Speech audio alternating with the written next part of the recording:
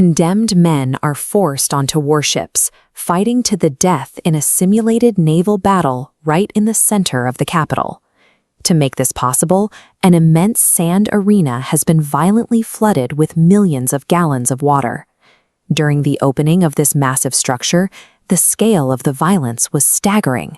Records from the time detail that over 9,000 wild animals were slaughtered in just a matter of days.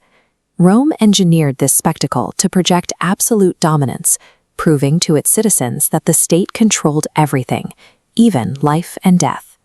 This arena reveals the raw ambition and brutal reality required to maintain the Roman Empire. By 68 AD, the state was fracturing. The decadent Emperor Nero had died, plunging Rome into a chaotic cycle of civil wars and leaving the citizens deeply divided. The man who finally seized control was Emperor Vespasian. To legitimize his new dynasty, he needed a massive populist strategy to pacify the fractured citizenry. He found his solution in the center of the city. Nero had previously seized a large tract of public land to build a lavish private palace and an artificial lake. Vespasian ordered the lake drained and returned the land to the public, decreeing that a massive new amphitheatre would be built on the site. This diagram tracks the logistics of the project. It was financed entirely by the spoils of the First Jewish-Roman War, with tens of thousands of enslaved prisoners providing the crushing physical labor to complete the structure in only 8 years.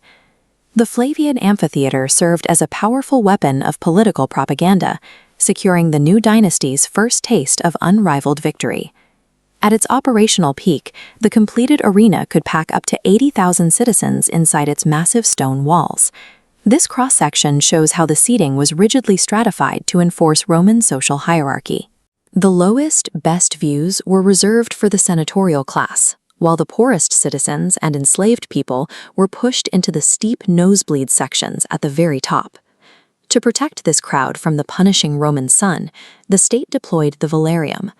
This was a massive, retractable canvas awning suspended high above the seats, meticulously operated by a specialized detachment of naval sailors.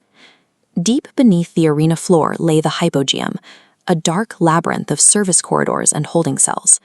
In these shadows, workers operated heavy wooden winches to lift caged beasts and armored gladiators through vertical shafts, causing them to suddenly materialize on the sand above.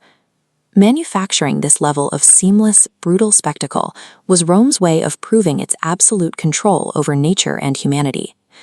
By the 5th and 6th centuries, the empire's golden era began to fracture.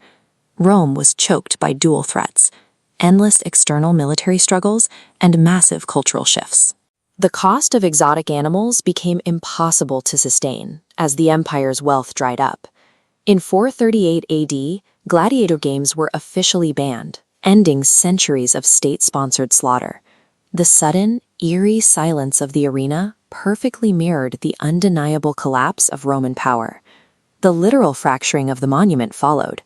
A devastating earthquake in 1349 sheared off the entire southern wall, sending the stones crashing into the valley floor.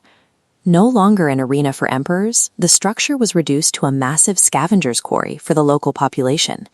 Its travertine stones and essential iron clamps were systematically stripped away to build medieval Roman churches and palaces. The underground tunnels, once a roaring backstage, evolved into an overgrown den for bandits and outcasts. The physical dismantling of the Colosseum serves as a metaphor for how later generations consumed the bones of fallen empires. The destruction was finally halted when the church consecrated the ruins in memory of early Christian martyrs.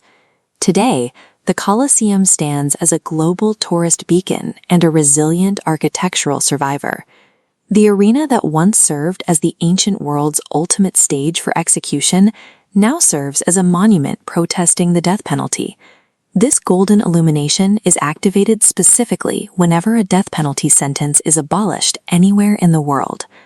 What monuments is our own society building, and what will they say about us when we are gone? If you want to witness more stories of the rise and fall of power, subscribe and follow to Empire Snapshots.